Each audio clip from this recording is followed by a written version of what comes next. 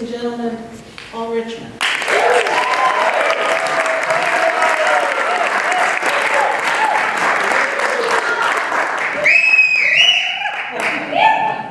Once upon a time, in the 1970s, this was all true.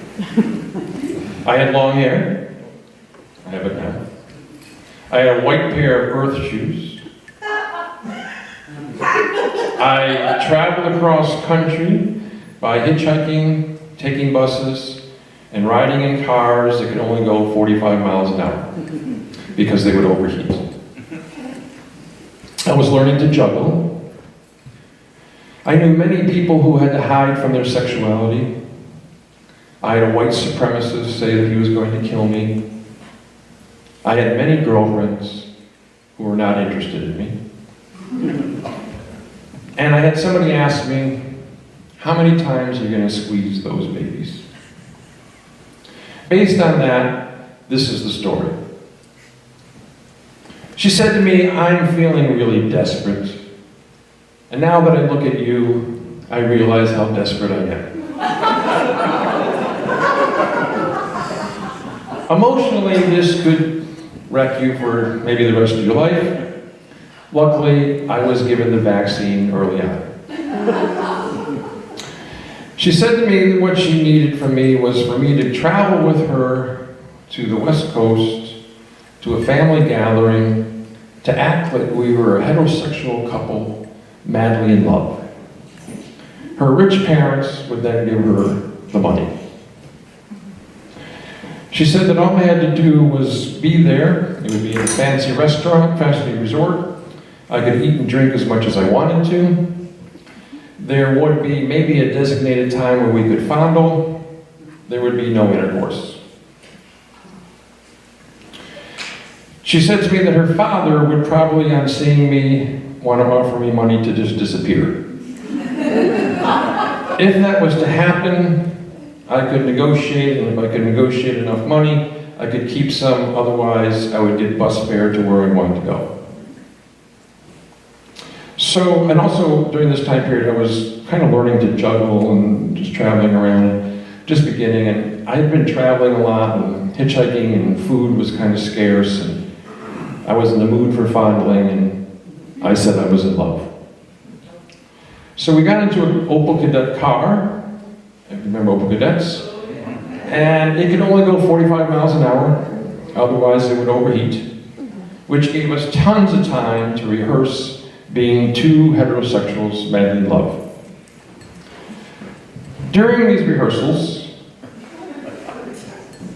she tried to kill me 3 times. Once was in an abandoned campground in Nebraska. A second time was when we ran out of gas in the desert. And the third time was actually in the parking lot of the resort. She had me on the hood of the car, strangling me. Luckily, her cousin pulled up in his car. She noticed, let me off the hood of the car, smiled to him, and said, he likes it rough. I then met the rest of the family. The father immediately hinted at money. There was a sister who kept giving me the eye, and I could somehow tell that the whole family was waiting for anybody to take her away. There was a brother who was a white supremacist, and he kept mouthing from across the room, "You're dead." On the first night of being there, I believe I drank too much, and I decided I was going to impress the family with my newfound juggling skills. And so I brought out some homemade torches.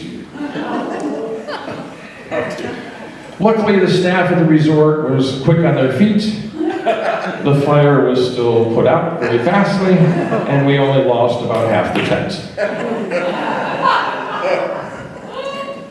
That night during the fondling period, she said, I had to let go of her breasts. She couldn't believe anybody wanted to squeeze those babies that much. At that point, there was a knock at the door, and her father was there offering me money. I basically could only negotiate a few drinks for the road. Her uncle turned out to be a state trooper. He drove me to the bus station and made sure that I got on the bus. As I got on the bus, I noticed it was full, except for one seat. As I walked down the aisle towards that empty seat, I noticed the woman sitting in the seat, and I thought to myself, there is my soulmate.